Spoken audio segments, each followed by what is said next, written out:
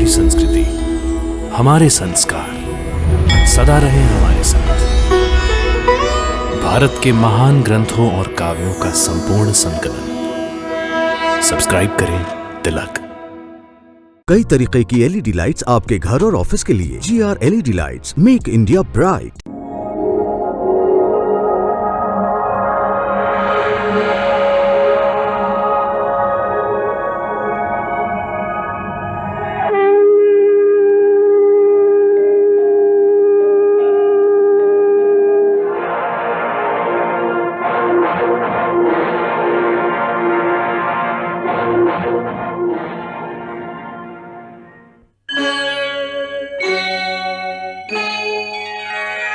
कृष्णा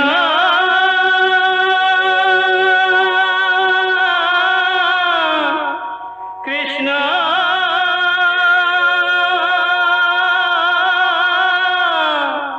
हरे कृष्णा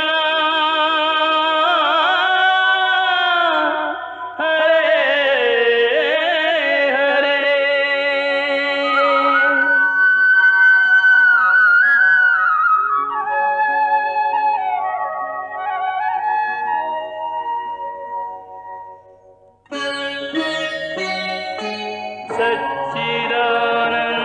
सच्चिदानन्दरूपाय विश्वोत्पत्त्यादिहेतवे तापत्रयविनाशाय श्रीकृष्णाय वयं नमः।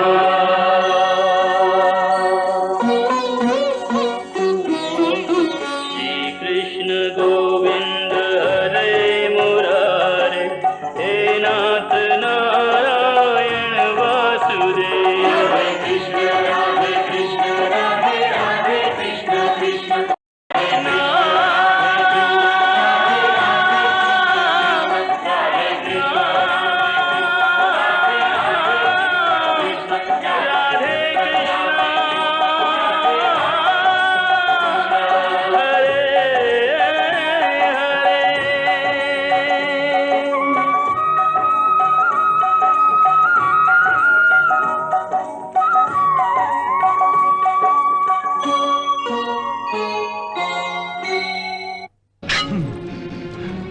लीजिए लीजिए ये अपने हाथों में तलवार और मेरा और सारे कौरवों का वध कर दीजिए। उन पांडवों के हाथों मरने से तो अच्छा है पितामह कि हम सब आपके हाथों मारे जाएं। कर दीजिए हम सबका वध।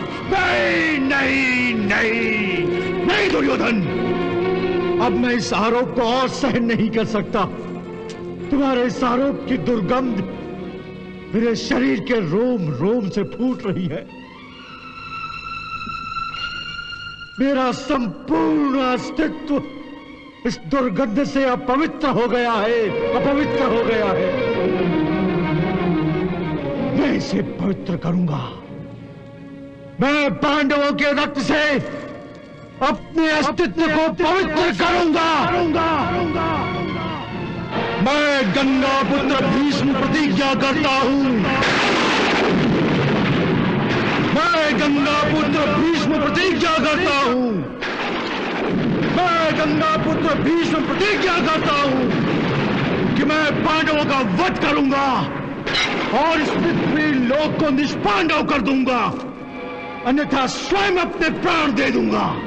निष्पांडव कर दूंगा, निष्पांडव कर दूंगा, निष्पांडव कर दूंगा, निष्पांडव। क्या कहा संजय? तात श्री भीष्म ने प्रतिज्ञा की है, पांडवों का वध करने की प्रतिज्ञा।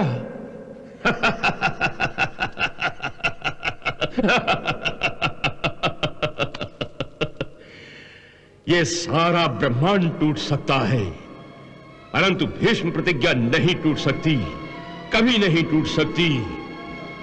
अब ये पृथ्वी निष्पांडव हो जाएगी और मेरे मरे हुए पुत्रों का प्रतिशोध भी पूरा होगा, अवश्य पूरा होगा। मधुसूदन, मधुसूदन, मधुसूदन। क्या हुआ पंचाली?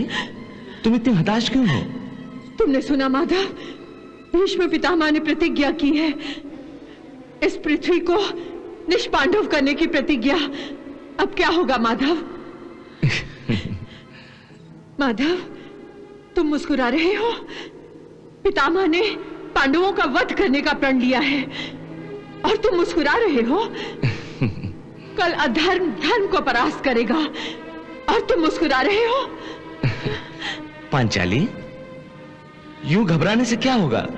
तुम्हें अब पितामह को रोकना होगा माधव। हाँ।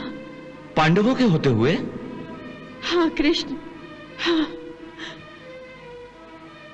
वैसे देखने में तो ये युद्ध कौरवों और पांडवों में हो रहा है, परंतु वास्तव में ये युद्ध कौरवों में और वासुदेव श्री कृष्ण में हो रहा है। मेरे पति तो केवल एक माध्यम है, निमित्त है ना प्रभु? ये क्या कह रही हो कि ये युद्ध मैं कर रहा हूं? पांचाली, तुम अच्छी तरह जानती हो कि इस युद्ध में मैंने शस्त्र ना उठाने की प्रतिज्ञा की है। मैं अब निशस्त्र हूं। कौन कहता है कि तुम निशस्त्र हो? तुम निशस्त्र नहीं हो माधव। पांचों पांडव तुम्हारे शस्त्र हैं। महाराज युधिष्ठिर तुम्हारे शंख हैं। वो शंख बजाकर तुम्हारी ओर से इस धर्म युद्ध की घोषणा करते हैं। महाबलशाली भीम तुम्हारी गदा है, जिसका प्रहार कभी खाली नहीं जाता, और पार्थ अर्जुन तुम्हारा सुदर्शन है, जिसका वार अचूक होता है। इन सब के होते हुए तुम ये कैसे कह सकते हो कि तुम निशस्त्र हो? वाह द्रौपदी वाह, आखिर तुमने मेरे इस रहस्य को जान ही लिया। हे वासुदेव, यदि पितामह ने अपनी प्रतिज्ञा पूरी कर दी तो ये तुम्हारे पांचों शस्त्र नष्ट हो जाएंगे और तब तुम निशस्त्र हो जाओगे और तुम्हारे ये हाथ और मेरी ये मांग सूनी हो जाएगी माधव। द्रौपदी, तुम मेरे हाथों में राखी बांधती हो ना? हाँ। क्या उस राखी की डोर को इतना कमजोर समझती हो? उसे एक कच्चा धागा समझती हो? या फिर इन हाथों को इतना निर्बल समझती हो जिन पर तुम राखी बांधती हो? नहीं माधव, नहीं। तो फिर मेरी बहन, अपने भाई पर भरोसा रखो, विश्वास रखो। पांडवों को कुछ नहीं होगा, कुछ नहीं होगा पांडवों को। पितामह ने इस पृथ्वी को निष्पांडव बनाने की प्रतिज्ञा की है। वाह वाह भांजे, वाह, बधाई हो। बधाई हो भ्राताश्री, बधाई हो।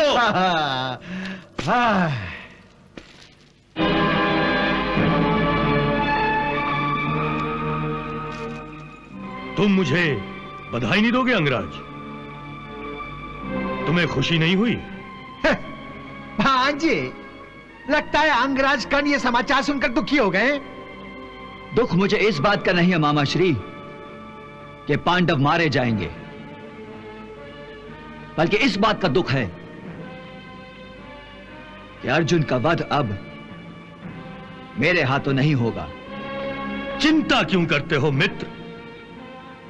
पितामह के हाथों जब अर्जुन परलोक सिधार जाएगा तो इस संसार में तुम्हारे अतिरिक्त कोई और सर्वश्रेष्ठ धनुर्धर नहीं बचेगा, और इस तरह तुम्हारी सर्वश्रेष्ठ धनुर्धर बनने की महत्वाकांक्षा भी पूरी हो जाएगी। नहीं मामा श्री, नहीं नहीं। सर्वश्रेष्ठ धनुर्धर कहलाने की सच्ची खुशी मुझे तब प्राप्त होगी जब मैं स्वयं अपने बाणों से अपने विरोधी धनुर्धर अर्जुन का वध करूंगा। यदि पितामह भीष्म के धनुर के बाणों द्वारा मुझे यह सम्मान मिला तो मुझे इसकी कोई खुशी नहीं होगी, कोई खुशी नहीं होगी। परंतु एक मित्र की खुशी से बढ़कर कोई खुशी नहीं होती। इसलिए युवराज, मैं तुम्हें बधाई देता हूं। बधाई हो। नहीं केशव, नहीं। युद्ध में क्रोध में भरे यमराज को रोका जा सकता है, वज्रधारी इंद्र पर अंकुश लगाया जा सकता है, गदाधारी कुबेर पर प्रतिबंध लगाया जा सकता है, परंतु प्रतिज्ञाबद्ध पितामह को कोई नहीं रोक सकता। और अब तो उन्होंने केवल पांडवों का ही वध करने की प्रतिज्ञा की है, तो फिर कौन है जो उन्हें रोकेगा? मुझे तो ऐसा लग रहा है कि जिस प्रकार पतंगे अग्नि की लपटों की ओर आकर्षित होकर स्वयं आगे बढ़कर अग्नि में भस्म हो जाते हैं, उसी प्रकार युद्ध में पितामह का सामना करके हम आत्महत्या कर रहे हैं। हे मधुसूदन, मेरे कारण मेरे भाइयों को राजपाट से हाथ धोना पड़ा, सुख शांति और ऐश्वर्य से वंचित रहना पड़ा, पांचाली को असहनीय अपमान सहना पड़ा, और मेरे कारण मेरे भाइयों को वनवास की पीड़ा सहनी पड़ी, और अब मेरे ही कारण वो पितामह भीष्म के घातक बाणों का लक्ष्य बनने जा रहे हैं। नहीं केशव, नहीं। मेरे भाई, मेरे साथी, मेरे सैनिक मेरे हित के लिए मृत्यु की खाई में क्यों गिरे? नहीं, मैं ऐसा नहीं होने दूंगा। हे केशव, साक्षी रहना तुम। आज मैं अपने चारों भाइयों और अपने सभी साथियों को मेरे प्रति उनके कर्तव्य से मुक्त करता हूं।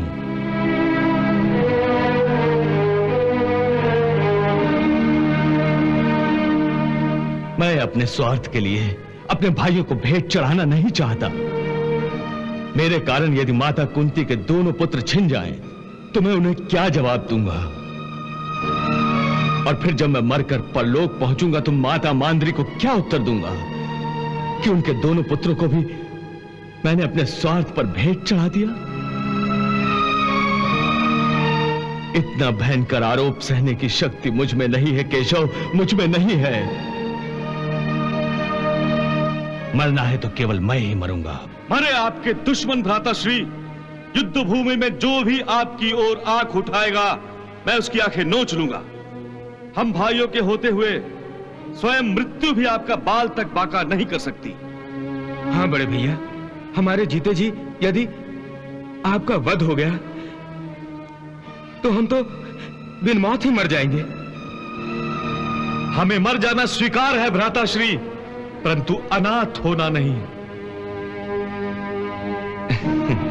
देख लिया बड़े भैया, ये आपसे छोटे होकर आज आपसे बड़ापन दिखा रहे हैं, आपके सम्मान पर अपने प्राणों तक को निछावर करने के लिए उत्सुक हो रहे हैं, और आप हैं जो इन्हें छोटापन सिखाने का प्रयास कर रहे हैं, मृत्यु से डरा रहे हैं।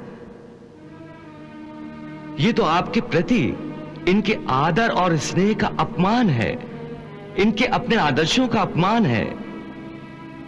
आप समझते हैं कि अपने छोटे भाइयों को मृत्यु के पंजे से दूर रखकर मृत्यु को स्वयं गले लगाकर बड़ा काम कर रहे हैं। नहीं बड़े भैया, इस प्रकार तो आप सभी पांडवों के सामूहिक कर्तव्य से विद्रोह कर रहे हैं। यह कर्तव्य तो सब भाइयों का है, इसे तो आप सबको मिलकर करना होगा। परंतु ज्येष्ठ भ्राता होने के नाते अपने अनुजों के प्राणों की रक्षा का दायित्व क्या मेरे सर पर नहीं है? बड़े भैया, यह अच्छी बात है कि आपको अपने छोटे भाइयों के प्राणों की चिंता है, परंतु हम यही क्यों माने कि कल युद्ध भूमि में मृत्यु ही पांडवों का स्वागत करेगी? इसलिए कि प्रतिज्ञाबद्ध पितामह के घातक बाणों का उत्तर देने के लिए हमारे पास कोई शस्त्र नहीं है केशव। एक शस्त्र है बड़े भैया, संसार में मनुष्य की बुद्धि से बड़ा न कोई शस्त्र है और न कोई अस्त्र। यदि हम अपनी बुद्धि का प्रभावशाली प्रयोग करें तो शत्रु के सारे शस्त्रों की धार कुंद हो सकती है। अर्थात ये कि मैंने एक उपाय सोच रखा है। वो क्या उपाय है? वो सब आप मुझ पर छोड़ दीजिए। जैसा मैं कहूं वैसा आप करते जाइए।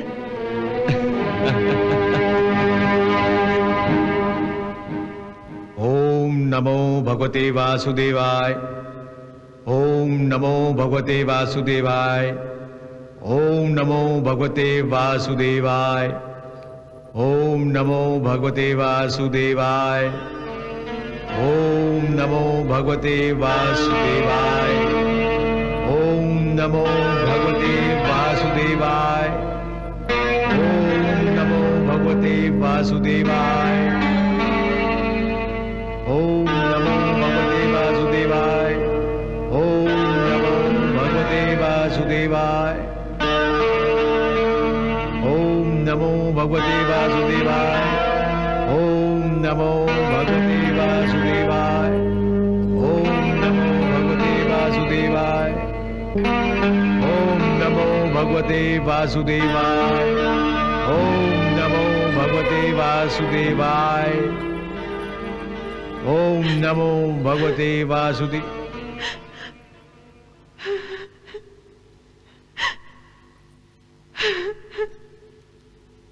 कौन? प्रणाम पितामह। कल्याणमस्तु।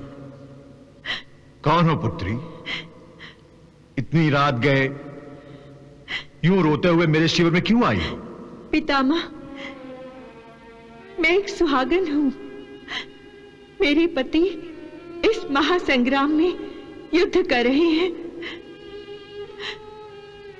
मैं उनके प्राणों की सुरक्षा के लिए आपसे आशीर्वाद मांगने आई हूं।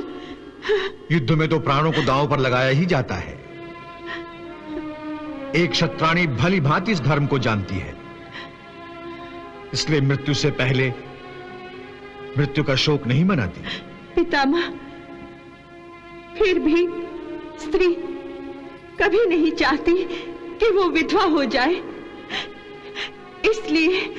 इसलिए वो अपने पति के प्राणों की सुरक्षा के लिए प्रार्थना करती है और हर वो जतन करती है जो उसके बस में होता है। परंतु तुम मेरे पास क्यों आई हो? इस संबंध में मैं क्या कर सकता हूं? पितामह, आपकी वाणी में सरस्वती का वास है, इसलिए कि आपने कभी झूठ नहीं बोला। इसलिए एक महापुरुष ने मुझसे कहा था कि आपके मुंह से जो निकलेगा वो सत्य वचन ही होगा।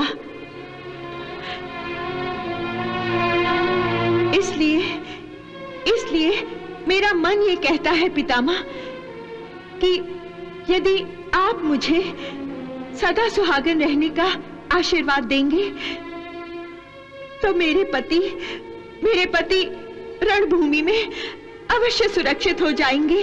हाँ पितामह, मैं ये नहीं चाहती कि वो युद्ध छोड़कर घर चले आए। वो अवश्य युद्ध करें। मैं तो उनकी सुरक्षा चाहती हूँ, इसलिए आपसे आशीर्वाद लेने आई हूँ। पितामह, एक सुहागन की मांग सूनी होने से बचाइए। मेरी झोली में मेरे सुहाग के प्राणों की सुरक्षा का आशीर्वाद डाल दीजिए पितामह, डाल दीजिए।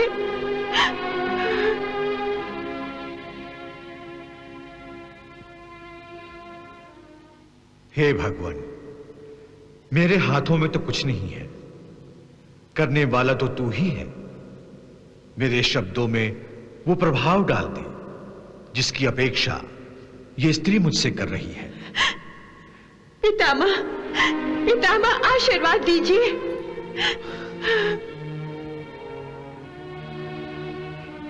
सौभाग्यवती भावा।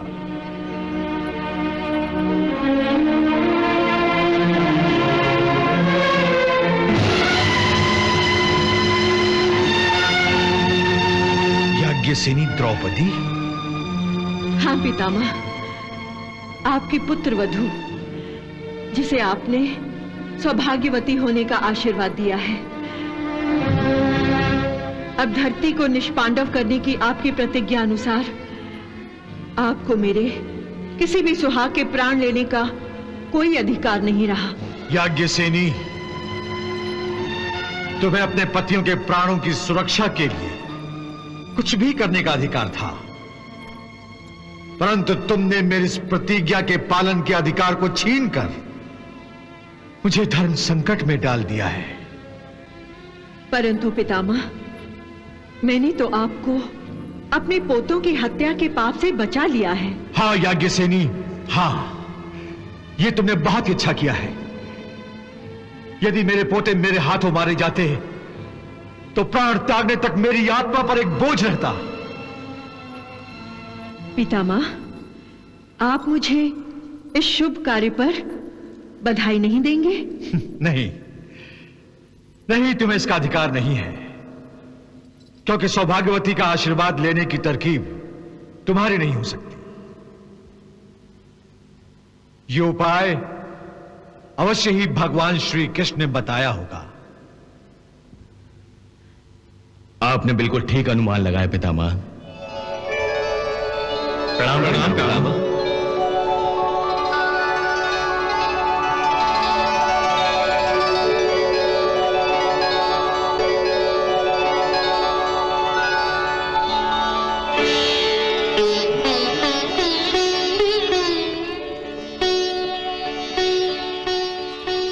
कल्याणमस्तु। प्रणाम भगवान, आइए।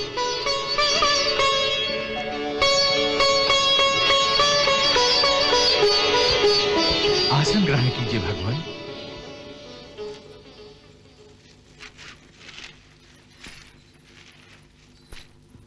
पितामह, पांचाली को यह अनोखा सुझाव श्री कृष्ण ने ही दिया था।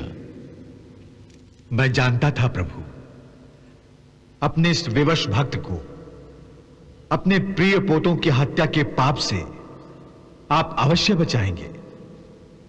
आपका धन्यवाद प्रभु। पितामह, भाग्य में जो होना होता है वो होकर ही रहता है, और जो नहीं होना है वो नहीं होता। नहीं प्रभु, जब मैं आपको एक भक्त की आंखों से देखता हूं तो मुझे आप ही की लीला दिखाई देती है। मैंने आवेश में प्रतिज्ञा की थी कि आपको इस महासंग्राम में शस्त्र उठाने पर विवश कर दूंगा। मैं तो आपको विवश नहीं कर सका और न कर सकता था, परंतु आपने स्वयं सुदर्शन चक्र धारण करके मेरी प्रतिज्ञा की लाज रख ली थी। और मुझे विश्वास है प्रभु कि धरती को निष्पांडव करने की मेरी प्रतिज्ञा और याज्ञसेनी को दिए मेरे आशीर्वाद की लाज भी आप रखेंगे। नहीं पितामह, मैं उस समय सहायता करता हूं जब कोई दूसरा रास्ता नहीं रह जाता।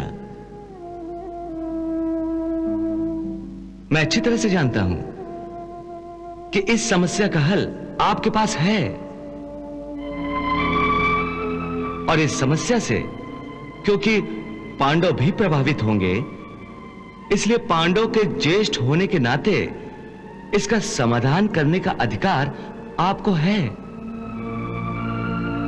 और फिर धर्मराज को आपने पांडव की विजय के लिए कोई सुझाव देने का वचन भी तो दिया था।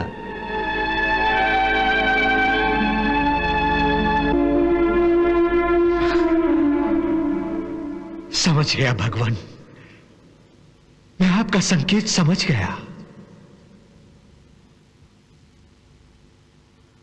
आज मैं धर्मराज को पांडवों की जीत का उपाय भी बताऊंगा, अपनी प्रतिज्ञा भी पूरी करूंगा, और याज्ञसेनी को दिए हुए आशीर्वाद पर भी कोई बुरा प्रभाव नहीं पड़ेगा।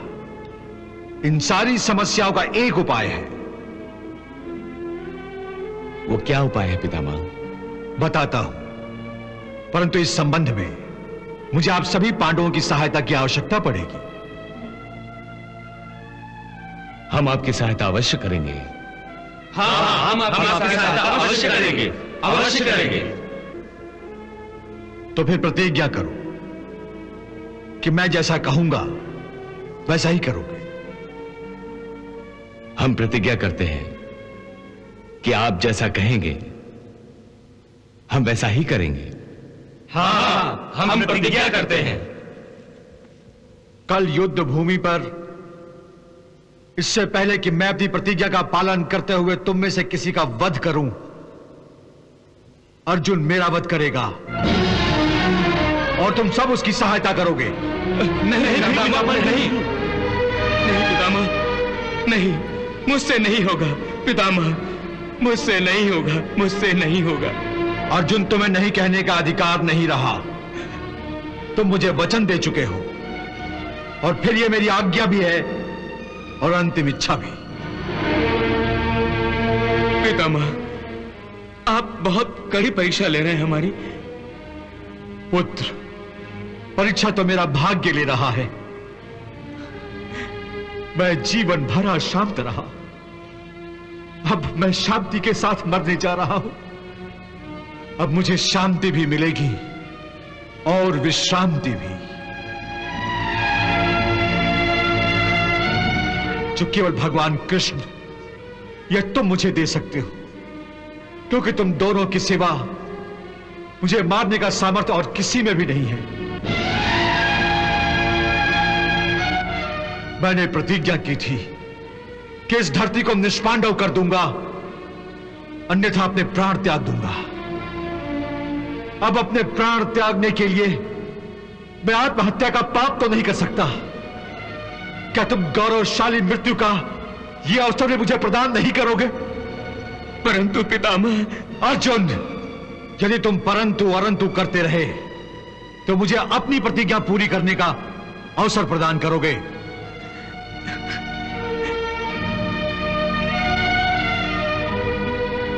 रणभूमि पर मैं अपने क्षत्रिय धर्म से विद्रोह नहीं कर सकता। पितामह, मैंने पांचाली को सौभाग्यवती होने का आशीर्वाद दिया है और तुम सब लोगों ने मेरी आज्ञा का पालन करने की प्रतिज्ञा भी ली है। क्या तुम मेरा आशीर्वाद छीन करना चाहते हो?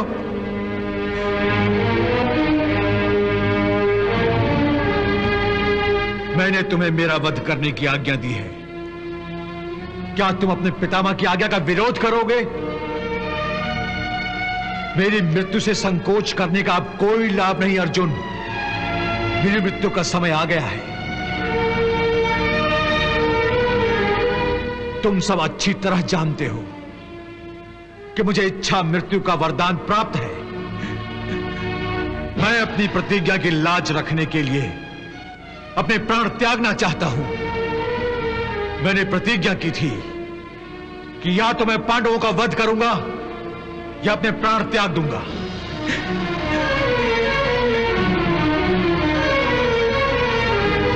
मैंने तुमसे वचन लिया था, अंतिम इच्छा प्रकट की थी कि मैं तुम्हारे वारों से मरना चाहता हूं।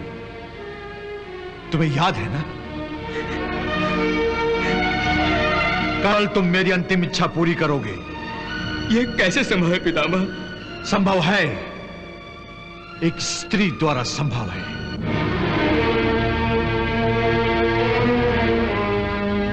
समस्या के भावर से एक स्त्री हमें निकाल सकती है। एक स्त्री निकाल सकती है? पर कैसे? इस धरती को निष्पांडव बनाने की मेरी प्रतिज्ञा के अनुसार युद्ध भूमि पर मैं कल अवश्य हथियार उठाऊंगा, परंतु मैं किसी स्त्री के आगे हथियार नहीं उठाता। स्त्री को अपने शस्त्र के लक्ष्य पर देखकर हथियार नीचे कर लेता हूं। और यही वो समय है अर्जुन, जब तुम अपने प्रहार से, अपने बाणों से मेरा सीना छलनी कर सकते हो।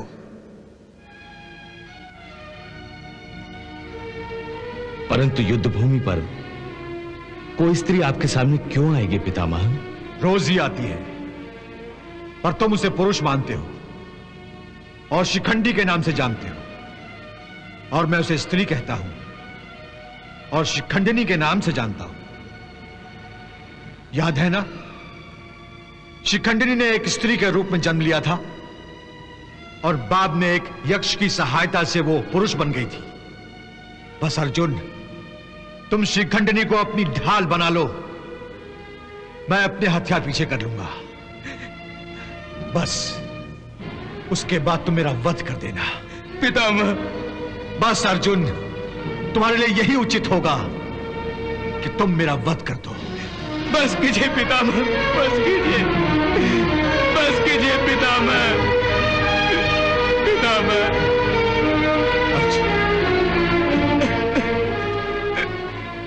मेरी मृत्यु के अतिरिक्त तुम्हारे पास कोई विकल्प नहीं है पुत्र। मेरी मृत्यु से कदाचित यह भीषण युद्ध रुक जाएगा। मेरी मृत्यु से तुम सभी भाइयों को न्याय मिलेगा।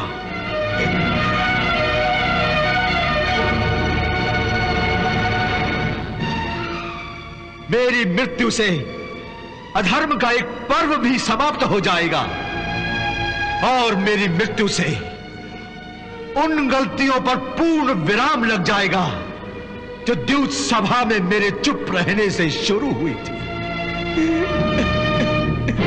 प्रिय पार्थ, तुम मेरी बताई गई रणनीति को अपनाकर विजयश्री प्राप्त करो। पितामह। अर्जुन, मेरा आशीर्वाद सदा तुम्हारे साथ रहेगा। सुखी भव।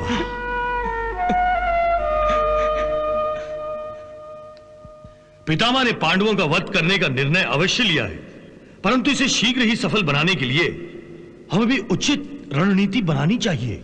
हां भांज, क्योंकि द्यूत और युद्ध में सबसे बड़े शस्त्र बुद्धि और चतुराई होते हैं, और इन शस्त्रों पर युद्ध में जाने से पहले धार लगाना आवश्यक होता है। तो फिर आप ही अपने कुटिल दिमाग से बताइए, कल हमें युद्ध में क्या करना चाहिए? भांजे, मैं तो कहता हूं कि पितामह का सामना सबसे पहले अर्जुन से होने दो। उसका वध हो गया तो शेष चारों पांडवों को परलोक पहुंचाना आसान होगा। नहीं मामा श्री, नहीं। यदि अर्जुन का सामना पितामह से हुआ तो यह युद्ध लंबा खींच जाएगा, क्योंकि अर्जुन ही एक ऐसा पांडव है जो पितामह के तीरों की आंधी को रोक सकता है। पितामह यदि पहले ही अर्जुन से युद्ध में उलझ गए तो बाकी सारे पांडव कौरव सेना का संहार करते रहेंगे। मामाश्री, कर्ण ठीक कह रहा है। इस प्रकार तो हमारे कई कौरव योद्धा व्यर्थ ही मारे जाएंगे। इसलिए इस युद्ध को तुरंत समाप्त करने के लिए हमें चाहिए कि पहले पितामह और अर्जुन का सामना होने के बदले दूसरे पांडवों को एक एक करके पितामह के हाथों परलोक भेज दें। परलोक। तो मामाश्री, कल युद्ध भूमि पर हम यही युद्ध नीति अपनाएंगे। कल युद्ध भूमि पर हमारा महारथी योद्धा अर्जुन को पितामह की ओर बढ़ने से रोकेगा और हम पितामह और अर्जुन को आमने सामने आने नहीं देंगे।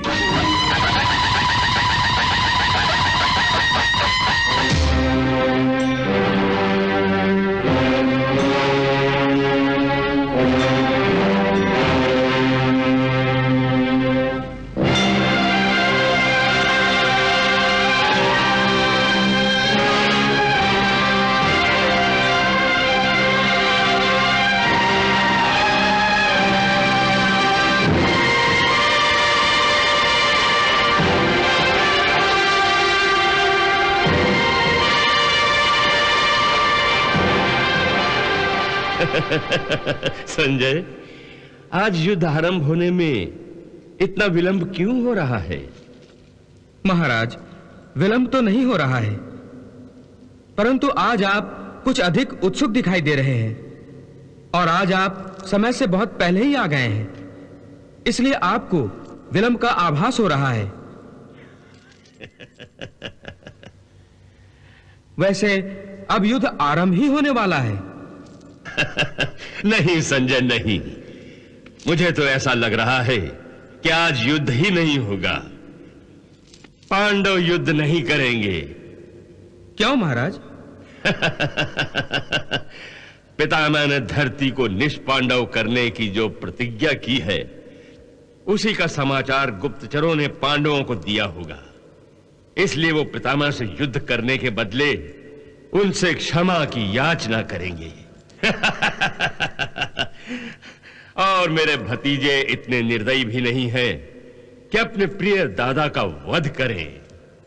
महाराज, यह केवल आपकी कामना है, यह केवल आपकी अंतर इच्छा है।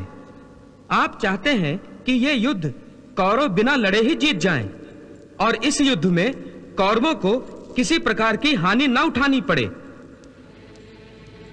परंतु आपकी इच्छाओं के विरुद्ध युद्ध तो आरंभ होने जा रहा है। श्री कृष्ण ने शंखनाद के लिए अपना शंख उठा लिया है।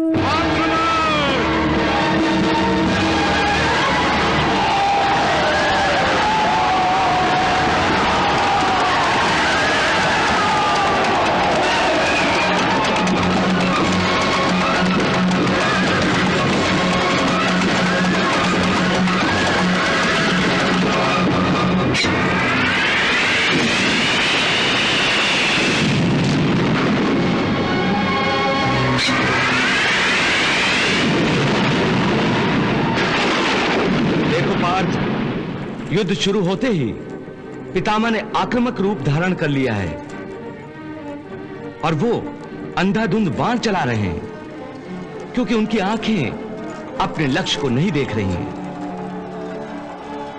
हां पार्थ, उनकी आंखें केवल तुम्हारे रथ की प्रतीक्षा कर रही हैं और उनका शरीर तुम्हारे बाणों के स्वागत के लिए उत्सुक हो रहा है। जानता हूं केशव,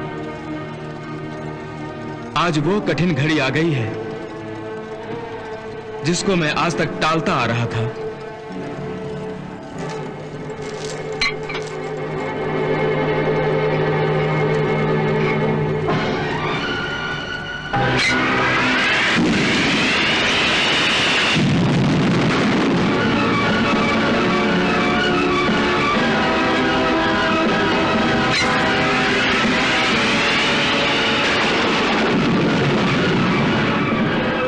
केशव, मेरा रथ पितामह के सामने ले चलो।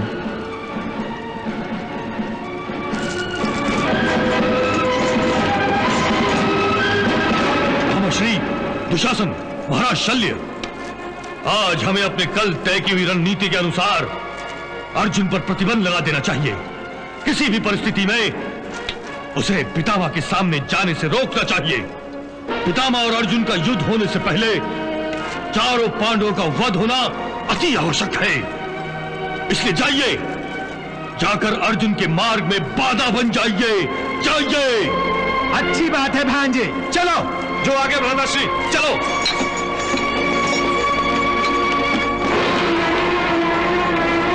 चलो साथी।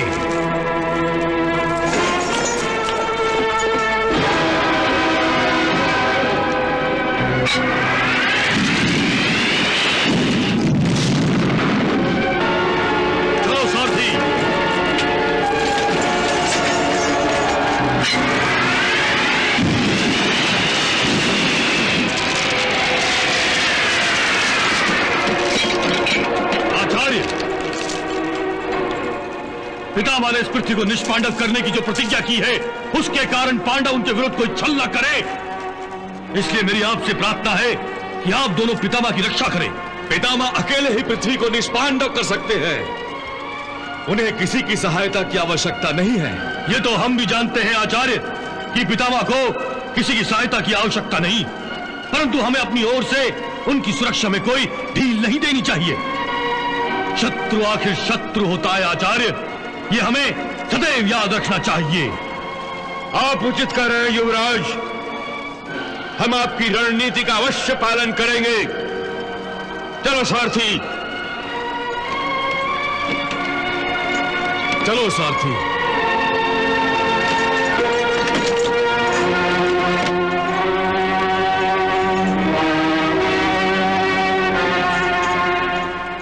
पार्थ, दुर्योधन की चाल को समझो।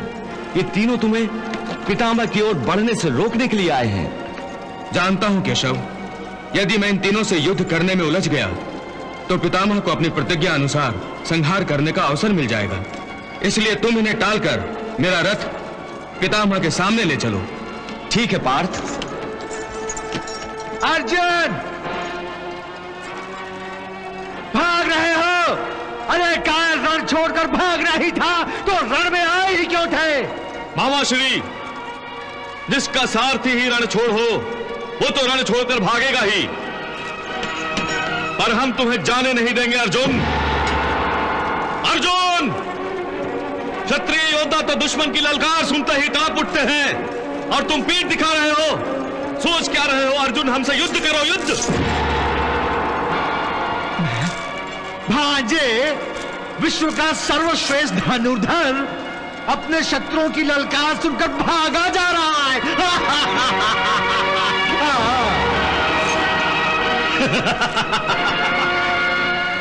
अर्जुन, हमसे युद्ध करो, युद्ध। अर्जुन, अरे हम तुम्हें ललकार रहे, आओ युद्ध करो हमसे। हम तुम्हें युद्ध के लिए ललकारते हैं अर्जुन, हमसे युद्ध करो, युद्ध। आओ भांजे, आओ। मेरा रथ रोको वासुदेव। हे केशव, रथ रोको। हे अर्जुन, वो तुम्हें पितामह से दूर रखने के लिए जानबूझकर भड़का रहे हैं। उनकी ओर ध्यान मत दो।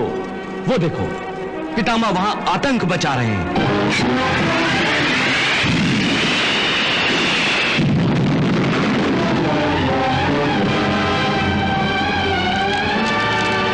परंतु केशव, जब कोई युद्ध के लिए ललकारता है तो एक क्षत्रिय पीठ नहीं दिखाता। इसलिए पहले इनसे निपट लेने दो, फिर पितामह से युद्ध करूंगा।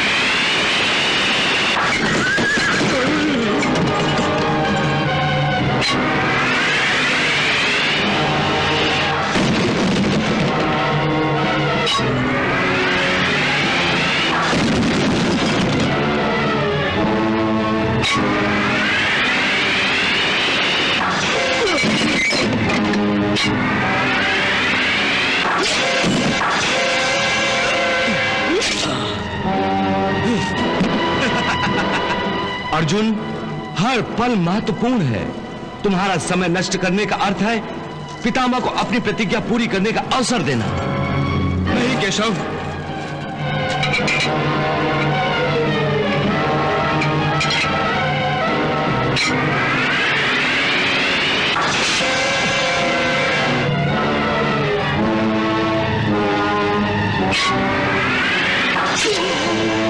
साथी,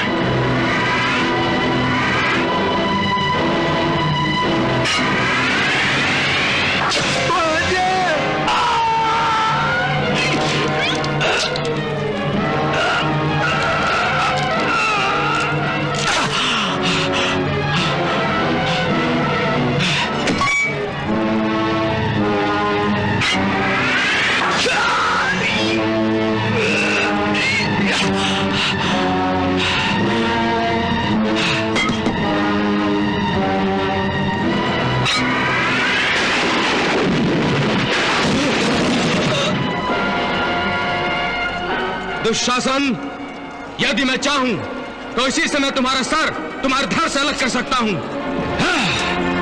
इसी क्षण तुम्हें यमलोक भेज सकता हूं, परंतु बड़े भैया भीम ने तुम्हारे अपवित्र हाथों को उखाड़ फेंकने की प्रतिज्ञा की है, इसीलिए तुम्हें जीवन दान देता हूं।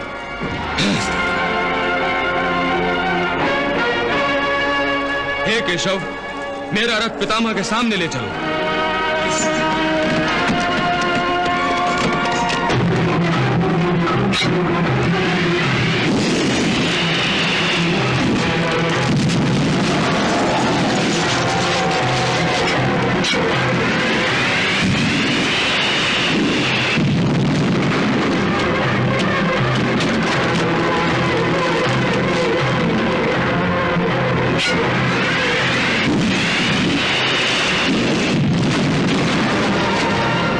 कृपाचार्य, आप देख रहे हैं अर्जुन आज किस बहादुरी से युद्ध कर रहा है। अर्जुन को पहले जैसी शूरवीरता से युद्ध करते हुए देखकर ऐसा लगता है कि जैसे आज अर्जुन सूर्यास्त होने से पहले ही संपूर्ण रूप से युद्ध को समाप्त कर देना चाहता है। कल तक अर्जुन बुझा बुझा सा था, जैसे बेवश होकर युद्ध कर रहा हो। लगता था जैसे बाण चलाना ही भूल गया है।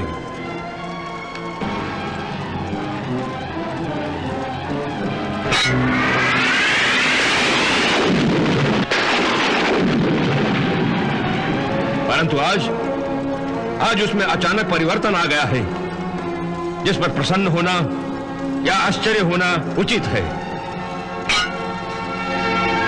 परंतु आचार्य, अपने शिष्य को सिखाई हुई धनुर्विद्या का सफल प्रयोग करते हुए देखकर आप प्रसन्न होने के बदले चिंतित हो गए हैं। आचार्य, मुझे चिंता ही नहीं बल्कि भय भी है कि अर्जुन आज जिस भीषण आक्रमण पर उतर आया है, उसे देखकर ऐसा लगता है कि महाबली अर्जुन ने आज गंगानंदन भीष्म का वध करने का संकल्प कर लिया है।